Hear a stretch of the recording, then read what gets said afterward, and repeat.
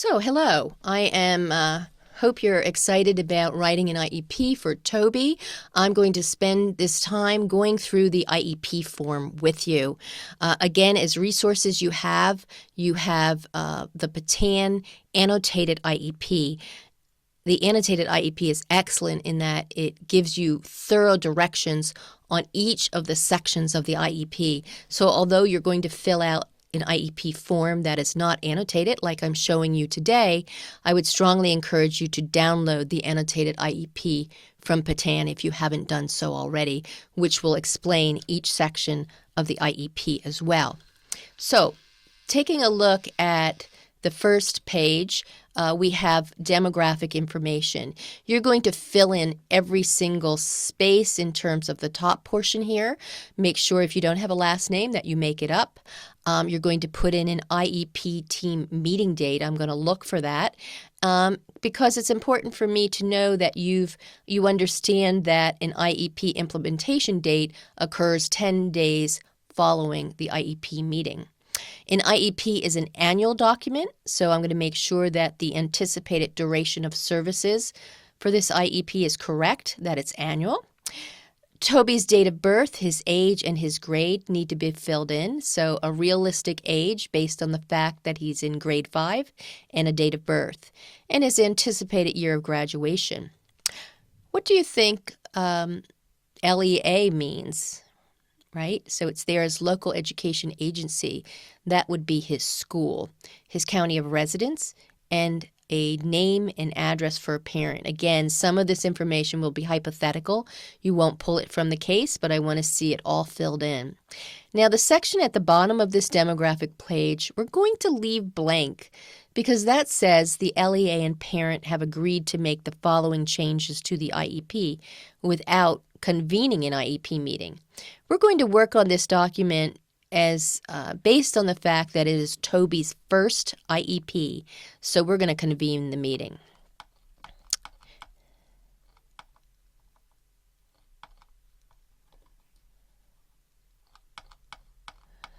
The next section of the IEP is for signatures. What I'm looking for here is that you completely understand that who needs to be in attendance at Toby's IEP meeting. Not all of these people in these roles will need to be in attendance or should be there. So make sure you know who legally needs to be represented. Print the name, again, hypothetical, and a signature. Right now, who needs to be present is going to be based on Toby's age as well as his disability status. We're not going to include any written input from team members. That would be if team members did not show for the meeting. We're going to assume that all who need to be there will be there.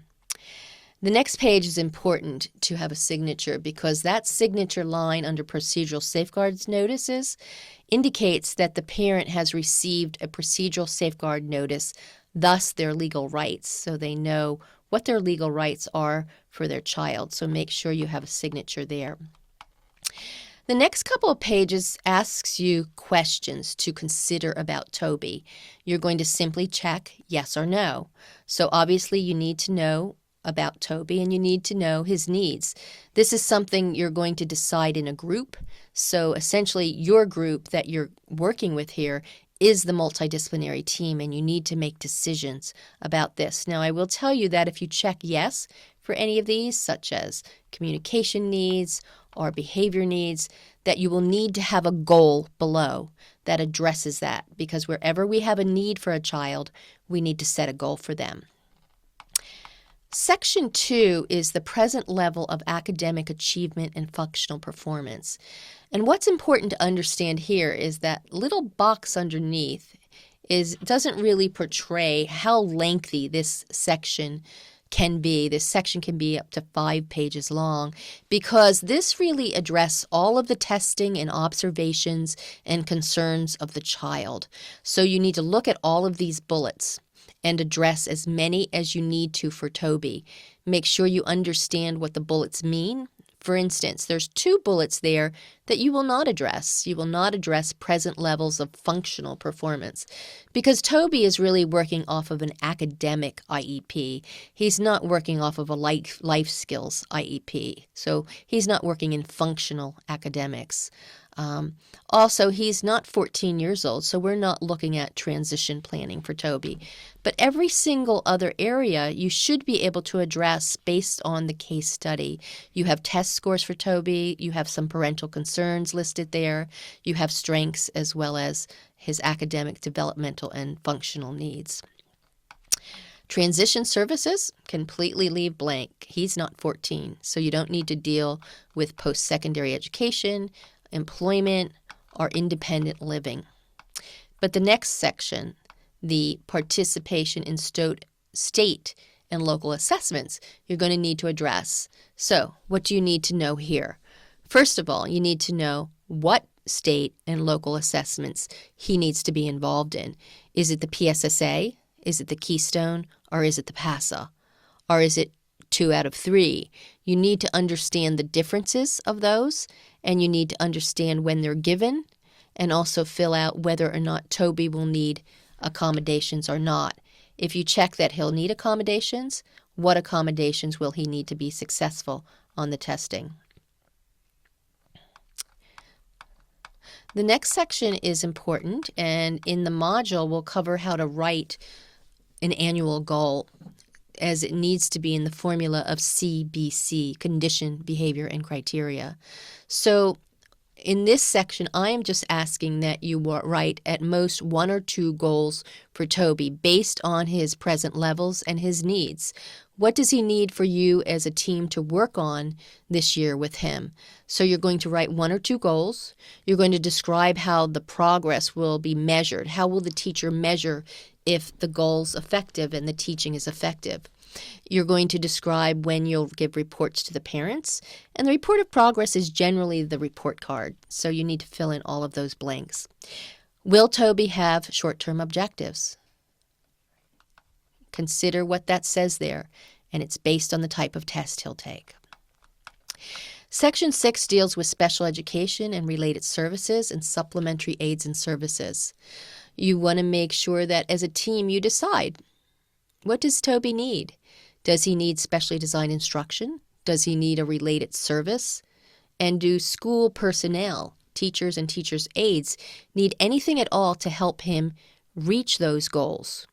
Make sure that you understand the difference between SDI, specially designed instruction, related services, and supports for school personnel, and fill in where those things will take place, how often, and remember that the IEP is an annual document, so the projected beginning date should be the same as the IEP implementation date, and the anticipated duration should be a year out. Right? And remember that a child that gets an IEP, they only get that IEP because they need either specially designed instruction and our related services or both. And in the next section, gifted support. Is Toby a child that is designated gifted? You'll decide that as a team. Extended school year, I'm going to give you a hint on this one, and I will tell you that most children with disabilities like attention deficit hyperactivity, although some of those children will get extended school year, but most children with learning disabilities do not, because extended school year is based on the fact of whether or not the child will regress during the summer. This is usually reserved for children with more significant disabilities. But again, your team can decide what is appropriate for Toby. Moving along, after the IEP is essentially written, you need to decide on where it will take place. Essentially, where is Toby's least restrictive environment, his educational placement. You need to write the explanation of the extent, if any, to which the student will not participate with students without disabilities in the regular ed classroom, and an explanation of the extent, if any, to which the student will not participate with students without disabilities in the general ed curriculum. So you're dealing with location and curriculum there, and that needs to be filled in. The type of support Toby will need. Will he need itinerant, supplemental, or full-time? Itinerant That might be a co-teaching situation, potentially. Supplemental, some pull-out, and full-time would be in a segregated classroom. The type of special ed. Again, this is based on the diagnosis of his disability. And then the location. Where will this IEP be implemented?